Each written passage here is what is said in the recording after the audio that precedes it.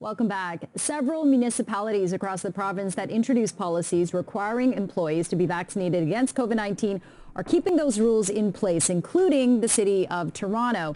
And this despite the province scrapping the proof of vaccination system yesterday. So what does that mean for employees? For a close look at the implications, we're joined right now by Muneeza Sheikh, employment lawyer and partner at Sheikh LLP. Muneeza, thanks for being here.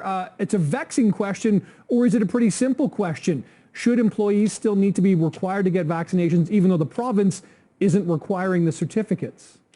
Notwithstanding the fact, Nick, that the province isn't requiring the certificates, we've heard pretty clearly from a number of municipalities, including the City of Toronto.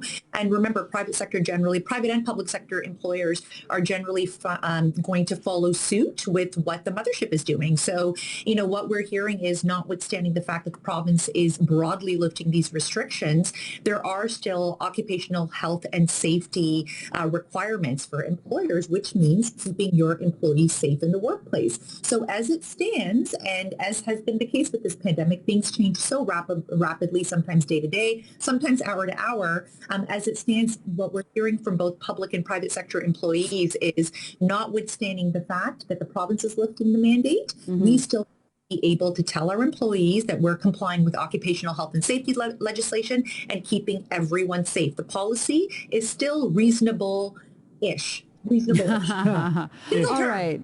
So, Muneeza, in simple terms, if you are an employee of, let's say, the City of Toronto and you're not happy with this and you say, well, look, the province is saying the vaccine passport system is scrapped, why do I still need to be vaccinated? You pretty much don't have anything to stand on in court, right? Well, Jennifer, using the City of Toronto is the perfect example, and we do have City of Toronto employees who have said just that. The employer has responded, the city has responded by stating, we still understand that we have an obligation to keep employees safe. So the province can do their thing by lifting the mandate, and certainly that makes things much easier for clients and consumers who wish to enter businesses. But, at the end of the day, coming into a business is very different than working in close proximity with your colleagues, especially where, protective gear is no longer the norm for us. And so we have employers saying, look, we still have to keep you safe. So as it stands, you have to remain vaccinated or work remotely. But is that something, Jennifer, that could even change in the next 4 or 5 days? Maybe with some more employers from a public accounting perspective who have more public facing, that could definitely change. But as it stands, my legal advice to my employer clients has been, continue to implement it and stay tuned, quite frankly, just like the rest of us. Yeah, it's interesting. We were actually talking to Mayor John Tory about this morning on CP24 Breakfast. He was talking about the fact that by March 21st,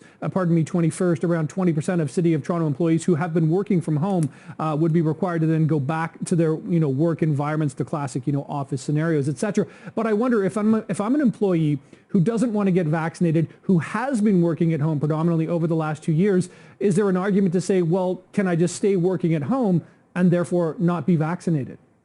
There is an argument, most certainly, because that employee could very well argue that, look, you've accommodated me for the bulk of this pandemic, and I've been working remotely. My performance is up to par or up to snuff with my other colleagues. And so there isn't really a reason to force me to be vaccinated or force me into the bricks and mortars of the building when I can do the job remotely. So that's a stronger case as it stands. So if I had an employee client who came to me and said, look, I've been working remotely with no issue, this employer obviously has zero issues around accommodating me. Why suddenly force me into the office? That's an accommodation issue, and I think there's a reasonable leg to stand on in that regard. Okay. Muneeza Sheikh, employment lawyer and partner at Sheikh. Always appreciate your time. Have a great day. Thank you. Have a great day, guys.